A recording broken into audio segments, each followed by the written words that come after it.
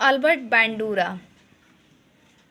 Albert बैंडूरा ने सामाजिक अधिगम का सिद्धांत का प्रतिपादन किया था, जिनका दूसरा नाम अवलोकनात्मक अधिगम का सिद्धांत के नाम से भी हम जानते हैं। अल्बर्ट बैंडूरा के सिद्धांत को, इनका जन्म कनाडा में हुआ था।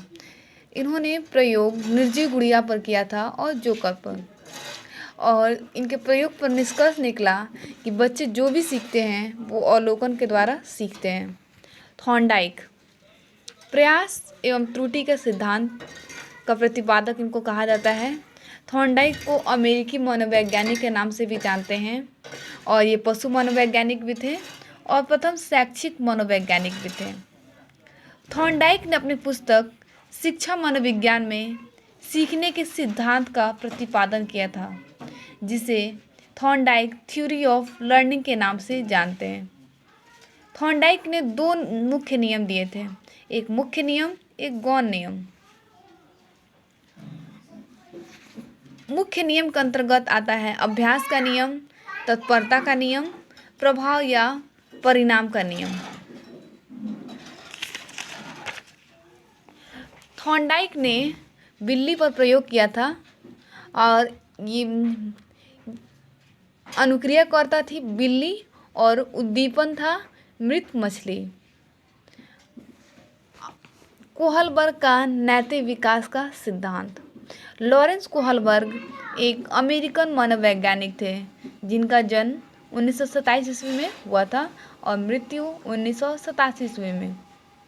कोहलबर्ग का नैतिक विकास का सिद्धांत स्टेज पूर्व परंपरागत अवस्था जो 4 से 10 वर्ष है, परंपरागत अवस्था जो 10 से 13 वर्ष है, और उत्तर परंपरागत अवस्था जो 13 वर्ष से अधिक है।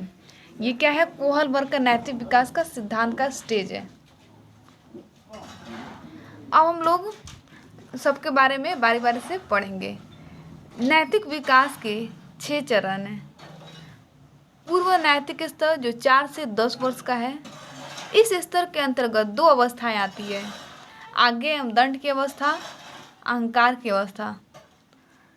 और परंपरागत नैतिक स्तर जो 10 से 13 वर्ष है, प्रशंसा की अवस्था आता है।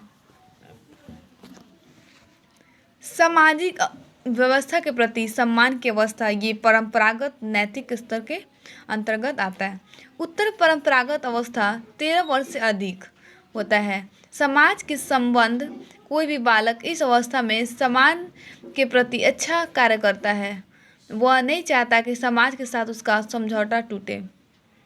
सार्वभौमिक संबंध, इस अवस्था में बालक विवेक का प्रयोग करता है और कुछ नियम अपने आप से बनाता है, और ये देखता है कि समाज में क्या अच्छा है और क्या खराब। इस अवस्था में बालक अपने मन से कार्य करता है। अब हम लोग कोहलर का सिद्धांत के बारे में पढ़ेंगे।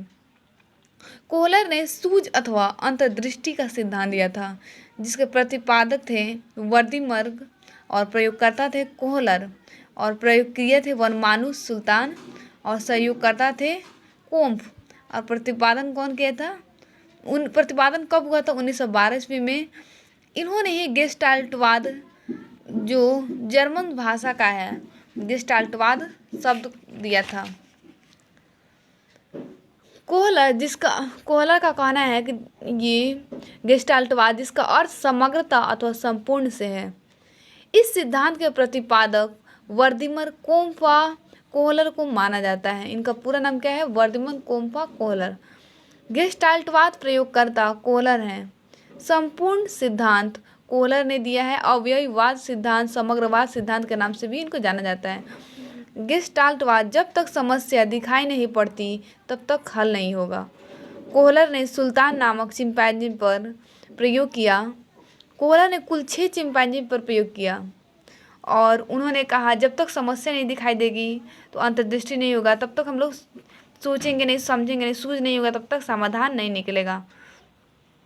सुल्तान चिंपैंजी जो भूखा बंदर था, उसको क्या किया गया? ऊपर बहुत सारे केले को कमरे के छत पे टांग दिया गया और कमरा बंद कर दिया गया। बाद में सूज से बक्सा पर चढ़कर बंदर लक्ष्य को प्राप्त किया, यानी केला को खा लिया।